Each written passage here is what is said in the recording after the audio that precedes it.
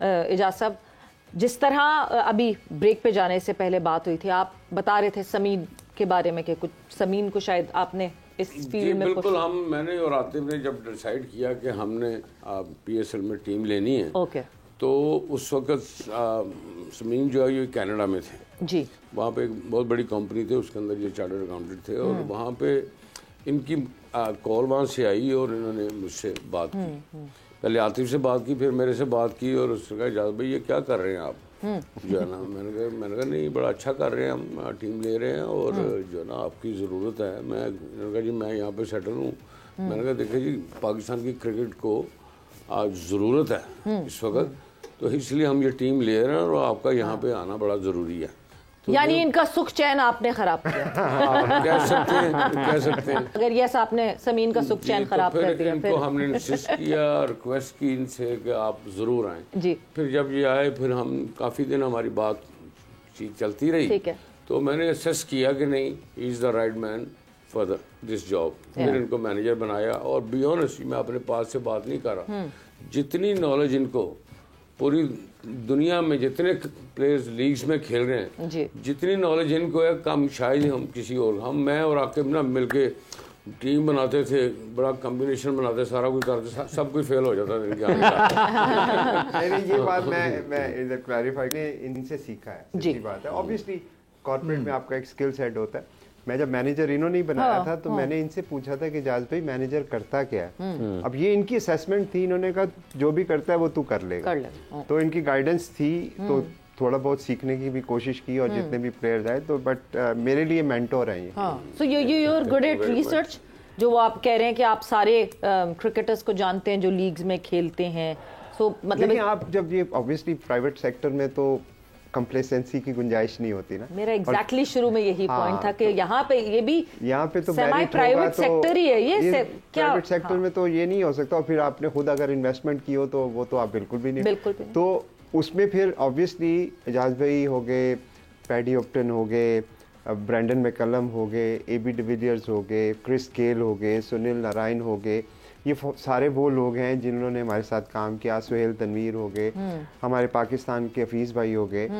Obviously जब आप इनके साथ काम करते हैं तो आप सीखते हैं। तो एक पार्ट ऑफ मेरा जॉब जो है वो ये है कि पूरी दुनिया में जब क्रिकेट हो रही होती है, आप फ्रेंचाइज को आपने मैनेज करना है तो आपके लिए तो पूरी दुनिया ओपन है ना।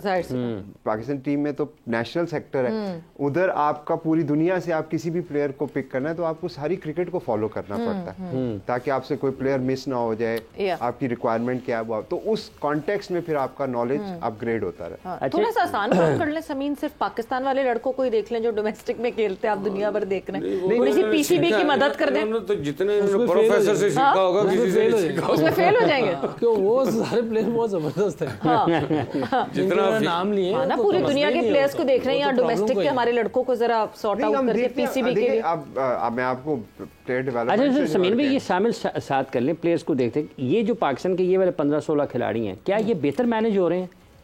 देखिए ऑब्वियसली पाकिस्तान टीम की मैनेजमेंट एक डिफरेंट चैलेंज है, फ्रेंचाइज की मैनेजमेंट एक डिफरेंट डोमेन है। वहाँ पे आपके पास पाकिस्तानी और गैर मुल्की होते हैं, वहाँ का एनवायरनमेंट बिल्कुल डिफरेंट है, वहाँ पे मोटिव डिफरेंट है। आप जब मुल्क के लिए खेल रहे होते हैं तो प्रेशर भी डिफरेंट होता है। मेरे ख्याल के अंदर जो मेरी लर्निंग है मैं आपको वो बता देता हूँ। अब ऑब्वियसली हर इंसान की अपनी होती है। मेरे ख्याल में अगर आपने प्लेयर से उनका बेस्ट लेना है ना तो you have to engage them, आपको उनको एंगेज करना पड़ेगा। वो डंडे वाली काम जो है ना वो मेरा ख्याल में कल्चर पुराना हो गया। उस जमाने में होते थे जब प्लेयर्स के पास ऑप्शन नहीं होती थी। आज आप जब प्लेयर लीग में जाता है ना उसको वहाँ पे रिस्पेक्ट मिलती है, वहाँ पे उसको क्लैरिटी मिलती है रोल की और वहाँ पे उसको पैसे भी मिलते हैं।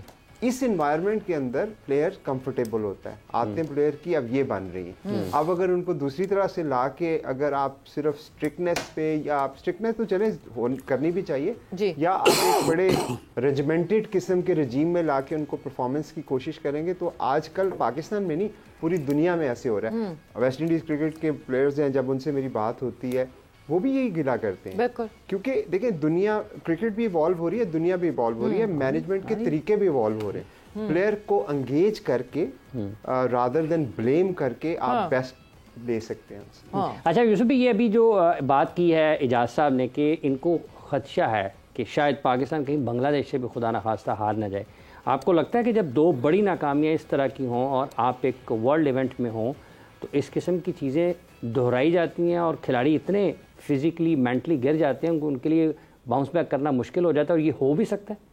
देखिए, दोनों टीमें अगर आज ये हार जाती हैं तो दोनों टीमें 2-2 मैच हारी होंगी। अब मैच इस चीज़ होगा दोनों में से बुरी कौन सी है। अच्छा, यही होगा ना, दोनों बॉटम 2 हैं तो दोनों का कोई मसला नहीं होगा। ये भी आज दूसरा मैच हार जाएगी, पाकिस्तान भी 2 मैच हारी, तो दोनों पे कोई ऐसा प्रेशर नहीं है। अब ये तो डिपेंड करता है कि क्रिकेट किस तरह की खेलते हैं। देखिए, प्रेशर अपनी जगह है। सबसे पहले आप किसी भी प्लेयर को कहीं जब सिलेक्ट करते हैं ना, उसके दिमाग के अंदर कोई भी नहीं घुसा होता जी।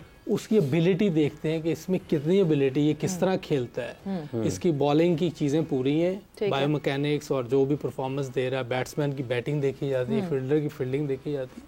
तो पहले तो आप ये तय करें कि हमारे पास ऐसा स्किल लेवल है कि जो इतनी अच्छी क्रिकेट खेले अच्छी टीमों के खिलाफ। इवन हम अच्छी टीमों के खिलाफ भी इतनी ये भी नहीं कर रहे कि थोड़ी फाइट कर लें, चैलेंज दे दें, वो भी नहीं कर पा रहे। इसका मतलब है कि आप में स्किल लेवल की बहुत ज्यादा कमी है। पहले हम इसको ठीक करना है। ये हम ठीक करेंगे जब हमारे पास ऐसे लोग होंगे ठीक करने वाले।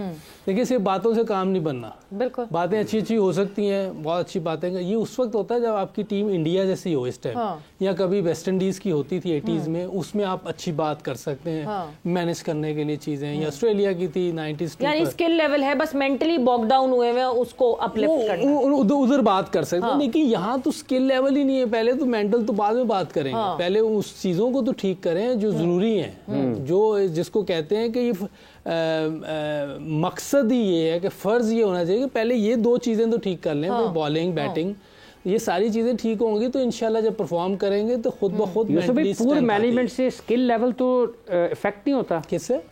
अगर आपकी मैनेजमेंट अच्छी नहीं है तो क्या आपकी स्किल्स के ऊपर या आप मेंटली कंफर्टेबल नहीं है तो आपकी बेसिक्स के ऊपर कोई नहीं, मेरा नहीं ख्याल इस पर कोई फर्क पड़ना चाहिए। नहीं पड़ता कोई फर्क। स्किल्स की जो बात आप कर रहे हैं, ये स्किल्स की बात आप पाकिस्तान टीम में ना करें, आप बात करें ग्रॉस रूट पे। अच्छा, वहाँ पे स्किल्स उनकी जो ना अपने इम्प्रूव करने हैं, वहाँ ठीक करने हैं, उनकी बेसिक स्ट्रॉन्ग करनी है। मगर कंफर्टेबलनेस से क्या आपके स्किल्स डिटोरिएट होते हैं कि नहीं? Uncomfortable in an environment. Savera एक बात मैं कर लूँ, ये बात बिल्कुल ठीक है कि निचले लेवल पे चीजें ठीक है, अनफॉर्चुनेटली हमारे यहाँ होने रहा, ऊपर ही नहीं ठीक तो पहले तो उधर करेंगे ना, उनको तो ठीक कर ले।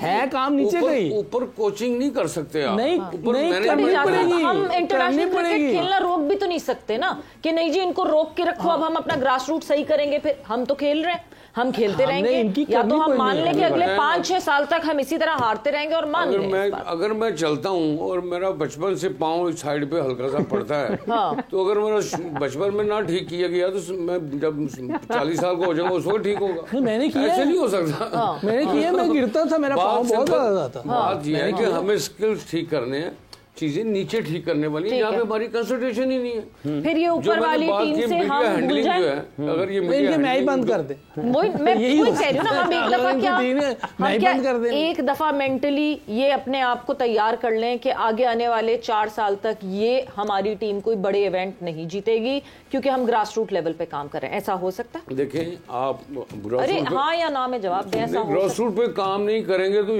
इसी तरह फेस करेंगे। ग्रास रूट पे तो करेंगे ना काम, वो तो लॉन्ग टर्म है। अभी हमारा शॉर्ट टर्म क्या है? वो कहते हैं ना पतंग होती है, पतंग उड़ा रहे होते हैं, फट जाती है, चेपी लगानी पड़ती है। क्या चेपी है? शॉर्ट टर्म नहीं होती। ये है कि आपको ये जैसे अमेरिका से हारे, इंडिया से हारे तो जी सारी टीम को फारग कर दिया जाएगा।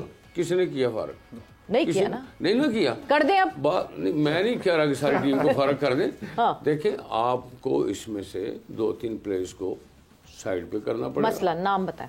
अब नाम तो अच्छी बात नहीं है। नहीं क्यों नहीं, कोई बात नहीं। यही तो ना, देखिए सबसे बड़ी मैं कहती हूँ हमारा कसूर ही फॉर्मर क्रिकेटर्स का कसूर है। हमारे फॉर्मर क्रिकेटर्स ने मीडियोकर प्लेयर्स को हाइप किया, हमारे फॉर्मर क्रिकेटर्स का कसूर है। हमारे फॉर्मर क्रिकेटर्स ने खुल के नाम नहीं बोले, हमारे फॉर्मर क्रिकेटर्स का कसूर है। मेरे ख्याल से हमारे फॉर्मर क्रिकेटर्स को नाम बोलने पड़े। मैं तो कप्तान का नाम ले रहा हूँ, उसने क्या मीडिया ये बात की। तो मोहम्मद रिजवान को साइड पे कर देना चाहिए।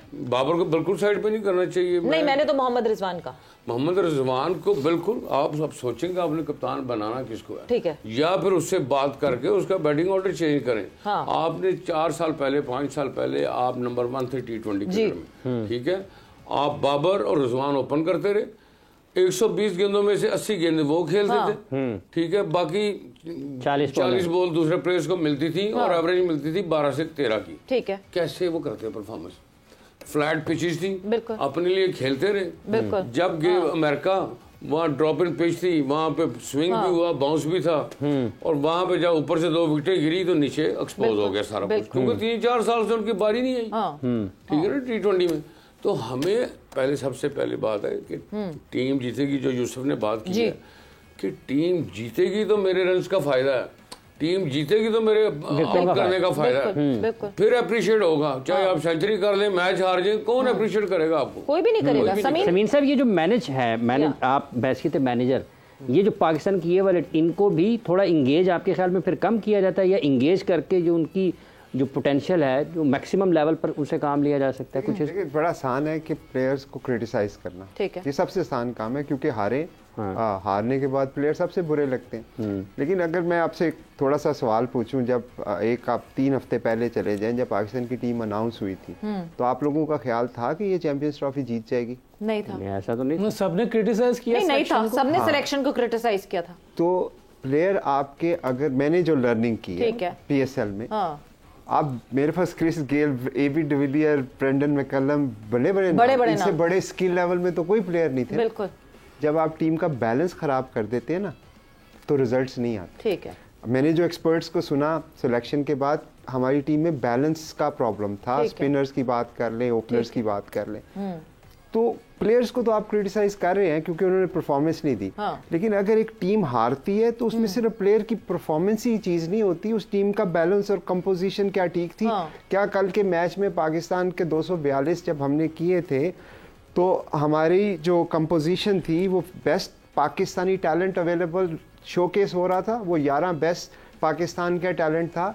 क्या हमारे जो बॉलिंग हो रही थी उस विकेट के हिसाब से, क्या हमारे पास बेस्ट सूटेड, इंडिया के 3 स्पिनर्स थे, 2 फास्ट बॉलर की, उनकी भी आप बॉलिंग देख लें। तो आपने एवेल्यूएट जब करना है तो प्लेयर को तो करें, जरूर करें उसकी इंडिविजुअल परफॉर्मेंस को, लेकिन जो 11 आपने उतारे हैं वो 11 तैयार भी हैं उस 11 से मुकाबला करने के, कि आपके पास 10 हैं और उनके पास 11 हैं।